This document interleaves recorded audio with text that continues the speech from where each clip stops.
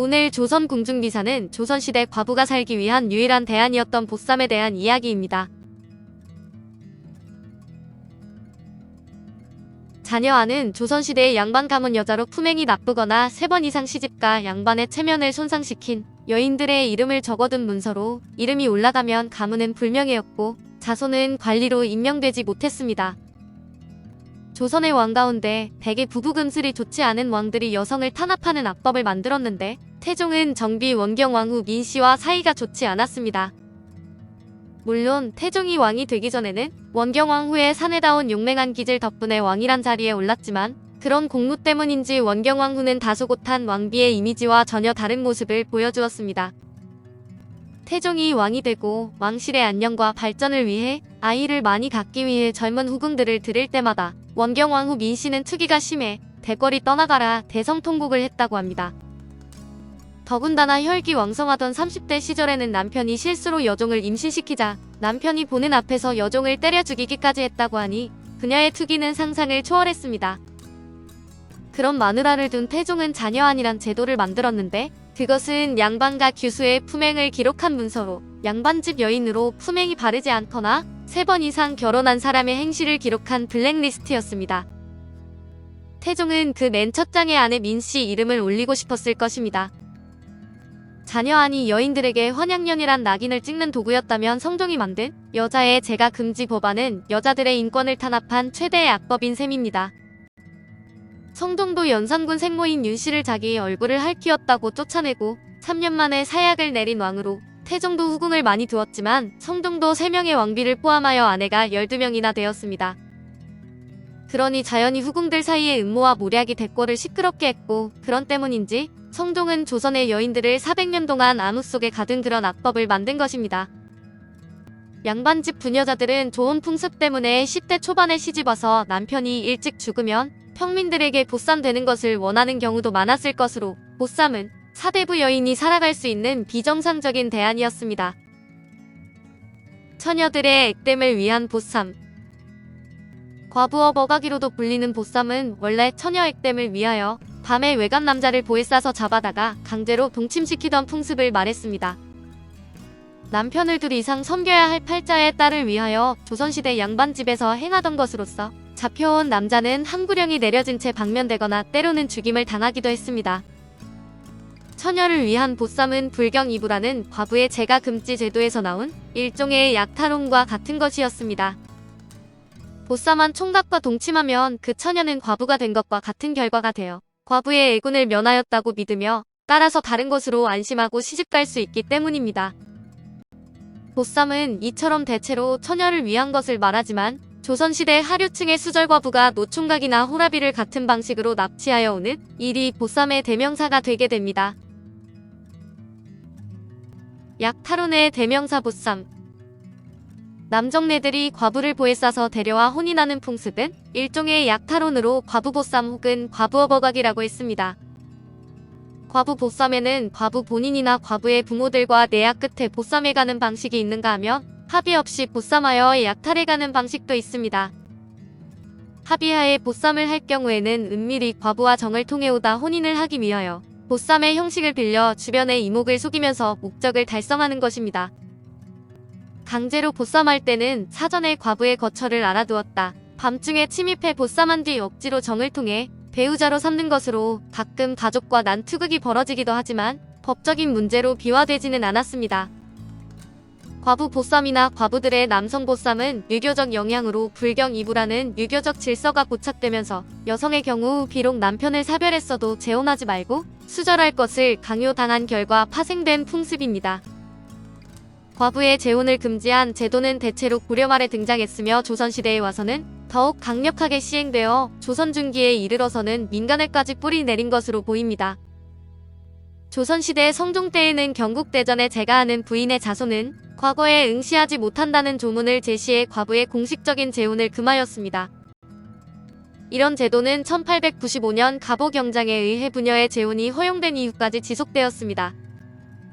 그러나 보쌈이 과부의 재혼금지제도 속에서도 비공식적으로 행해진 이유는 노총각이 많으면 민심이 흉흉해진다고 하여 어느 정도까지는 관에서 묵인하였기 때문입니다. 더구나 노총각이 죽어서 몽달 귀신이 되거나 과부가 죽어 원기가 되면 가뭄이 자주 들게 된다는 믿음도 있었습니다. 그러나 보쌈이 행해졌다고 해서 재혼금지의 제도가 실행되지 않은 것은 아니라 정조관념 및 과부의 수절을 강조한 전통사회의 문화적 풍토 속에서 음성적으로 행해졌습니다. 그렇기 때문에 여러가지 부작용도 많아서 혹시 수절을 결심한 연료가 이러한 일을 당하면 자살 및 살인의 비극으로 이어지는 경우도 적지 않았던 것 같습니다.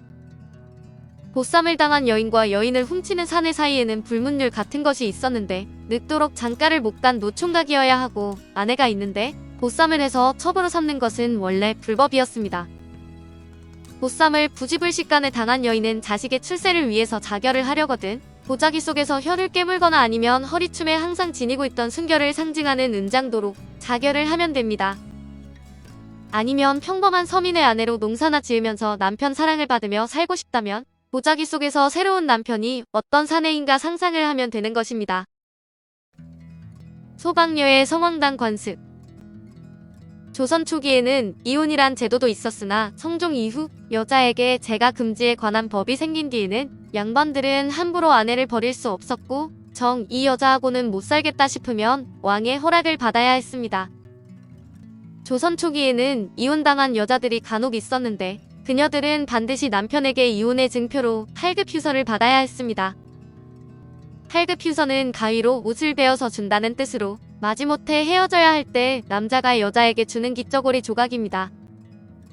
이를 받아든 여자는 다른 남자와 결혼할 수 있었으나 공식적인 결혼이 아니라 새벽 이슬을 맞으며 성황당 근처에서 자기를 데려갈 새로운 남자를 기다려야 했습니다. 그러니 운 좋은 사내들은 새벽 이슬 맞으며 집으로 들어가는 길에 성황당 부근에서 얼굴 반반한 첩을 하나 그냥 얻을 수도 있었습니다.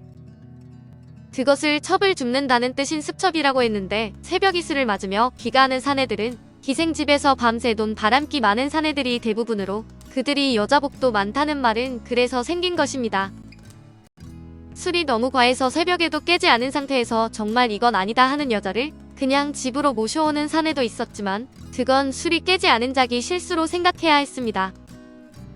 그렇다고 못생긴 첩을 데려왔는데 술 깨고 보니 이거 아니라고 해도 버릴 수 없으며 여자도 남자가 어떤 사람이든 무조건 첫 번째 남자를 따라가야 했습니다.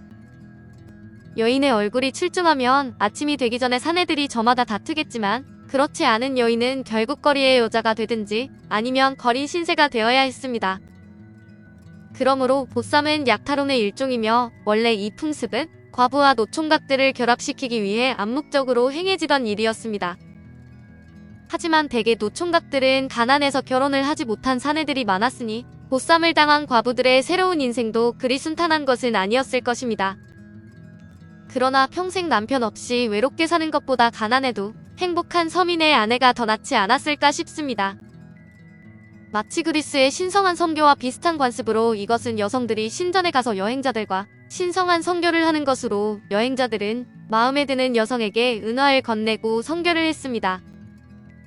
여자는 첫 번째 접촉한 사람과 무조건 관계를 맺어야 하는 것이 우리 풍습과 닮았으며 은화는 제단에 바쳐졌는데 선택받지 못한 여성들은 오랫동안 신전에 머물러야 했습니다. 과부 탐내다 딸 뺏긴 이방.